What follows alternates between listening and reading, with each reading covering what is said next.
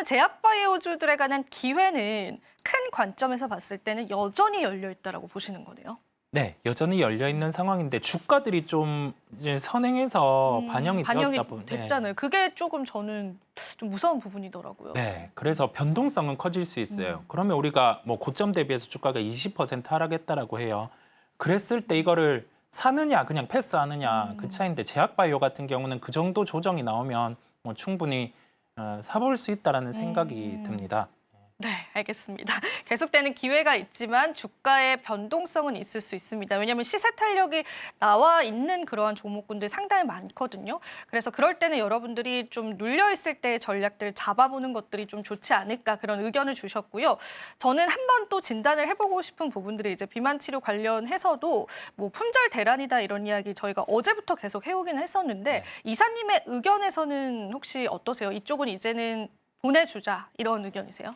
뭐 위고비가 출시가 되었고 뭐 그와 관련해서 유통을 하는 인기가 많잖아요. 네. 블루엠텍 이런 기업들의 주가가 강하기는 했는데 이제는 그냥 뭐 관련된 종목들은 놓아주는 거고요. 그리고 나서 그 비만 치료제라는 큰 틀을 보시면 될 것 같아요. 뭐 해외 주식 매매하시는 분들은 뭐 일라이릴리 같은 경우를 뭐 충분히 볼 수 있고 뭐 다른 경구용 기업들을 찾아서 보거나 우리나라 안에서는 핵심은 물질과 경구용, 이런 기업을 찾아서 계속 모니터링 해보시면 될 것 같아요. 종목을 여기에서 뭐 위고비 관련주를 본다, 그거는 이제는 아니라는 말씀을 드립니다. 네. 이제는 저희가 또 비만 치료제 관련해서는 좀 보내줘야 될 것 같고요. 한 가지만 또 제가 질문을 드려도 될까요? 최근에 이제 비만 치료제 이제 위고비가 흥행이 됐고 그 다음 타자들이 거론이 되면서 주가 기대감을 주고 있단 말이에요. 예를 들면 뭐 한국산의 그런 비만 치료제가 나올 수 있다. 이런 뭐 임상이 진행 중이다. 이런 쪽으로까지 살짝 확장되는 그런 분위기인데 그런 종목군들은 안 보는 게 좋을까요? 뭐 충분히 볼 수 있습니다. 볼 수 있는데 다만 우리가 언제 주가가 하락할 수 있냐는 점을 생각해 보는 거예요. 지금 가격이 만약에 100만 원 정도라고 하면 각 기업들이 뭐 시장 점유율 높이기 위해서 가격을 낮추는 경우가 있을 거예요. 뭐 70만 원 이런 형태로 30%를 낮추는 그 시기가 됐을 때는 지금 반응하는 종목들 같은 경우에 주가가 빠질 거예요. 왜냐하면 실적이 그만큼 낮아지다 보니까요. 그래서 가격 인하를 하는 시점에는 우리는 좀 관련된 종목들은 이제는 배제한다라는 말씀을 드릴 수가 있고 지금은 뭐 충분히 봐도 되는 시기임을 말씀드립니다. 조금 더 확장된 섹터에서의 이제 국내 비만 치료제 그리고 임상을 진행 중인 몇몇 기업들이 있거든요. 이쪽에서는 단기적인 관점에서 여러분들이 보는 전략들을 가져가시면 좋을 것 같습니다. 자, 그럼 이제 이사님의 이야기로 좀 돌아가서요. 오늘 투자의 아이디어들 이사님께 한번 받아보겠습니다. 앞서서 관심 섹터에 관해서는 산업재라고 언급을 해주시긴 했는데 혹시 추가적으로 더 우리 시청자분들에게 해주실 말씀 있으실까요, 이사님? 산업재의 사이클은 단기가 아닙니다.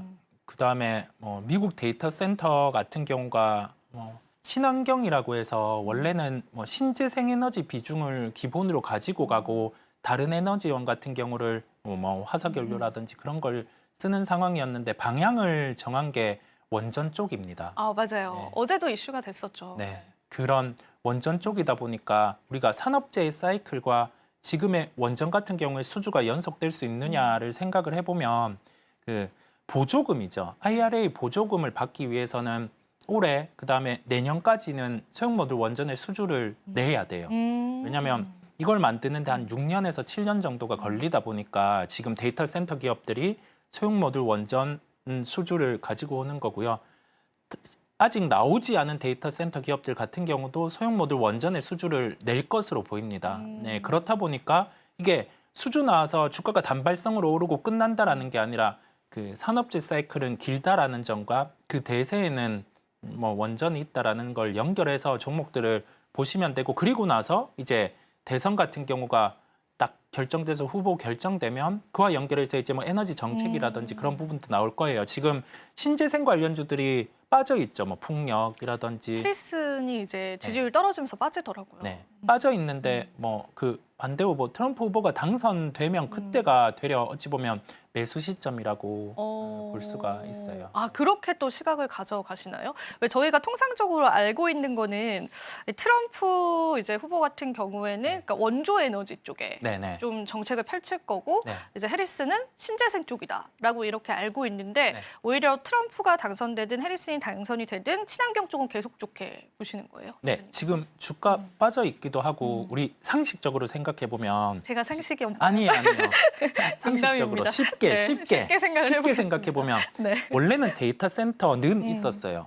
근데 전력 소모가 그렇게 안 컸어요. 맞아요. 그래서 화석 연료 같은 경우로 하더라도 예, 전력에 가만히 된 거죠. 그런데 AI를 접목한 데이터 센터 같은 경우는 전력 소모가 엄청나게 는 거죠. 뭐 일본 한국가만큼 그게 늘었다 보니까 일반적인 화석 연료로 감당이 안 돼요. 그러면 맞아요. 다른 게 필요하잖아요. 필요하죠. 다른 걸 갖고 오는 게 뭐 원전을 택할 수도 있고 원전에 대해서 좀 거부감이 있는 국가는 풍력을 택할 수도 있고 태양광도 택할 수도 있다 보니까 그게 지금은 필요하다 보니까 이제 시장은 불확실성 싫어하다 보니 뭐 풍력도 안 사고 하는데 이게 실적이 안 나온 것도 아니잖아요. 그래서 그렇네요. 예, 네. 어떤 후보가 당선되었을 때는 감당이 안 되는 거죠. 그쪽으로 감당이 안 되다 보니까 뭐 원전이라든지 신재생 쪽도 뭐 충분히 가능한 거죠. 그러니까 이게 대선에 관한 색깔보다는 시장과 산업의 패러다임에 더 집중을 해보는 거네요, 저희가. 네, 그래서 누가 당선이 되든 이 전력 소비에 관한 것들은 해결이 돼야 될 문제이기 때문에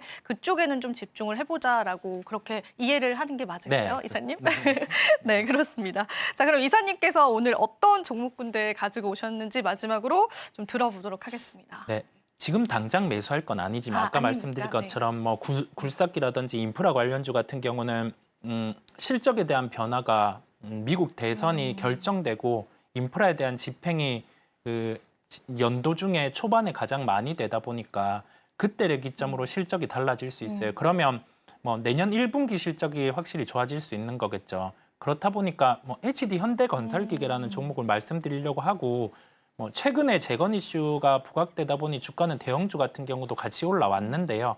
그러면 한 3분기 실적 나왔을 때 이쪽 기업들은 실적이 안 좋을 거예요. 그때 만약에 시장에서 좀 실망을 해서 매도한다라고 하면 그 부분을 활용해서 충분히 매수할 수 있음을 열어두고 우리가 큰 그림을 그려놓자고요. 그리고 나서 종목에 대해서 이벤트 발생했을 때 그때 살 수 있는 그런 종목임을 말씀드립니다. 네, 지금 주가 흐름을 보니까요, 이사님. 그래도 계속 우상향의 기조를 그려오는 것 같긴 한데 네. 지금의 자리가 부담스럽지는 않을까. 그 투자의 입장에서는 조금 들기는 하거든요. 네. 이사님의 시각에서 보실 때는 어떠세요? 네, 그래서 급할 필요가 없고요. 아, 좀 기다려보자. 네, 말씀드린 것처럼 요 3분기 실적 나왔을 때 어차피 실적 안 좋으니까. 안 좋을 거니까. 안 좋으니까 그거 보고 그냥 또 실망해서 매도하면 우린 동참해서 매도할 게 아니라 그 부분을 활용해서 이제 조금 더 낮은 가격에 우리 포트에 갖고 올 수 있는 거죠. 그럼 호흡 자체를 단기로 보기보다는 조금 더 중장기적으로 보고 가져가야겠네요. 네, 그게 이제 3분기 실적 나왔을 때 매수를 했다라고 그때 하면 떨어지게 되면 저희가 또 그때는 좀 긴 호흡으로 왜냐하면 내년 1분기 이제 그때까지. 재고 줄어드니까 좋아질 거고 그리고 나서 뭐 어떤 후보가 돼서 재건이 이렇게 진행된다라고 하면 그때는 이제 본 게임이죠. 예, 본 게임이다 보니까 3분기 실적을 활용해서 매수하고 좀 들고 가보는 전략으로. 네, 알겠습니다. 또 좋은 이야기 해주셨는데요.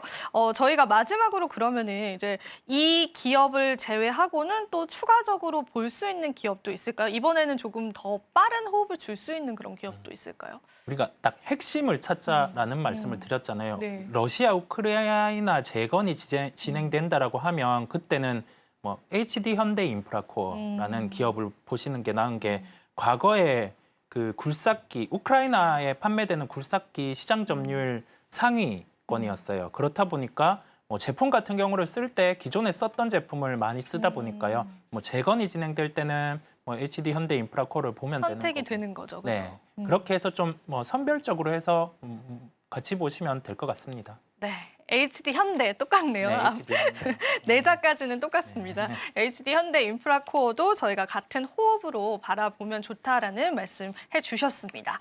자, 오늘 또 저희가 관심 섹터 같이 들어봤는데 또 우리 이사님께 마지막 또 인사 들으면서 한번 물러가 보도록 할게요. 네, 뭐 금요일마다 제가 나오니까 많은 와주신 분들이 분들, 봐주고 계세요. 너무 감사드리고 하나라도 더 보탬되기 위해서 최선을 다하겠습니다. 네, 감사합니다. 너무너무 도움이 됩니다. 자, 그럼 저희 이사님 보내드리도록 하겠습니다. 오늘도 도움 말씀 감사드립니다.